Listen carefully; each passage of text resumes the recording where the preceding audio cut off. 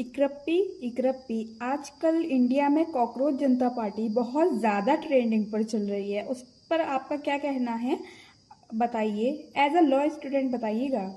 देखिए, कॉकरोच जनता पार्टी कोई वॉलेंटरी आए हुए लोग नहीं है कि जिनको शौक चढ़ा था कि चलो कॉकरोच जनता पार्टी बनाते हैं। देश के सिस्टम ने, देश के हालातों ने इतना मजबूर कर दिया कि युवाओं को इतनी गर्मी में भी सड़कों पर उतरना पड़ा। दूसरी चीज, अगर एज अ लॉ स्टूडेंट मैं बताऊं तो जो जंतर मंतर पे जर्नलिस्ट आए थे ना, और जो जर्नलिस्ट कॉकरोच जनता पार्टी के बारे में एक तरीके से पूरा प्रोपोगंडा चला रहे हैं कि वहां पे एलजीबीटी के लोगों के साथ इतनी बदतमीजी करी, उनको एक बार भारत का संविधान पढ़ लेना चाहिए। ज्यादा कुछ भी नहीं पढ़ना चाहिए तो आर्टिकल 14 और आर्टिकल 15 तो पढ़ ही लेना चाहिए। मैं उनको एक चीज और बता दूं कि जिस इंडियन कॉन्स्टिट्यूशन उनको अधिकार देता है ना, अनुच्छेद 19 के द्वारा, आर्टिकल 19 के द्वारा right to speech and expression, सवाल पूछने का, अपनी बात रखने का, तो वही अधिकार उस युवाओं को भी देता है जिससे आप वहां पे बदतमीजी कर रहे थे। उन एलजीबीटी के लोगों को, एलजीबीटी कम्युनिटी के समाज के लोगों को दिल से इज्जत की, जिन्होंने इतनी हिम्मत करी कि वो देश के युवाओं का मुद्दा उठा सके, वो भी उस देश के लोग हैं। और सबसे इंपॉर्टेंट चीज ये है कि अभिजीत जी का मैं दिल से शुक्रिया अदा करती हूँ कि आपको इतनी हिम्मत, आपको इतना करेज मिला